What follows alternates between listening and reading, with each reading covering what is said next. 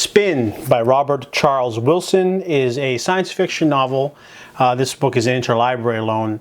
I live in Canada and I use 3 different libraries, but the library didn't have this one, so I had to borrow it from really far away.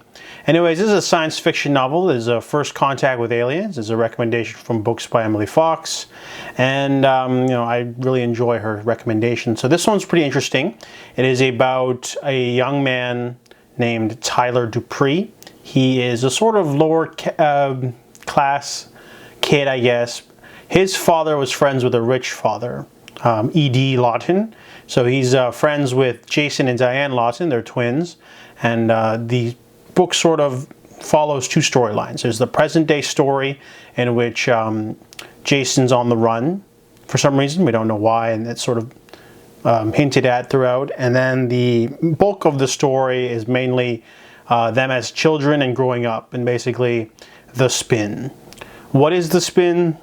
It's this very mysterious sort of barrier-like thing that encompasses the entire planet, and it shuts out the stars and the sun. It has its own artificial sunlight, and we don't know why this thing has appeared over the planet. Something has put it there, and it's about humanity's sort of plight against this sort of thing, trying to figure out what it is, and solutions for it. It's a very ambitious, large book with lots of sci-fi ideas. Let's start with the prose. I really liked the characters. The characters are really well developed since we're seeing them since they were children growing up. You really get the sense of who they are, what they long for, their wants and needs, all of that's there. They feel like real people.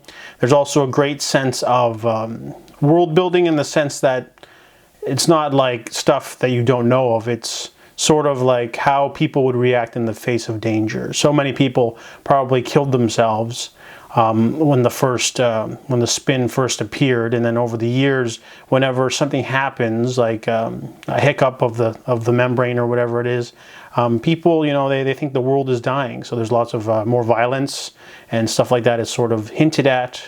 Like there's more vehicle on vehicle violence. People like to rob each other on highways and things like that. And there are religions that spur on from this.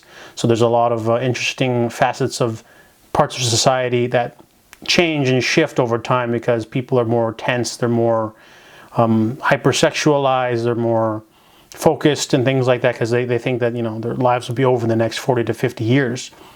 So I really like that. The sci-fi ideas are really great too. There's a lot of cool, interesting concepts in this book. The only con I can think of is that the book is very dense. I mean that in the sense that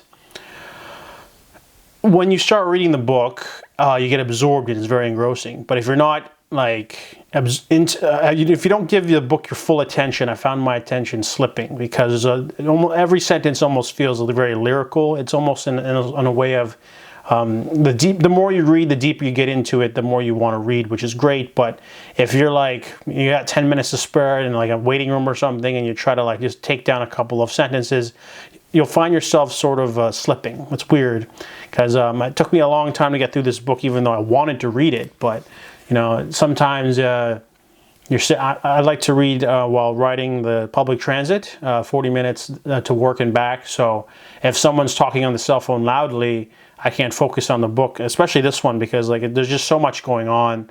There's a lot of information. It's very packed. It's very dense. So it's not something you can read while distracted. It's not a very light read is what I mean. It's very thick. And I think the book's a good solid 450 pages, so it's definitely not a light guy. But overall, Spin's a very enjoyable book. I really enjoyed it, even though it was hard to just power through. Not power through. It makes it sound like a negative connotation. I mean the sense that you have to be able to read it in large patches, not 10 minutes here, 10 minutes there.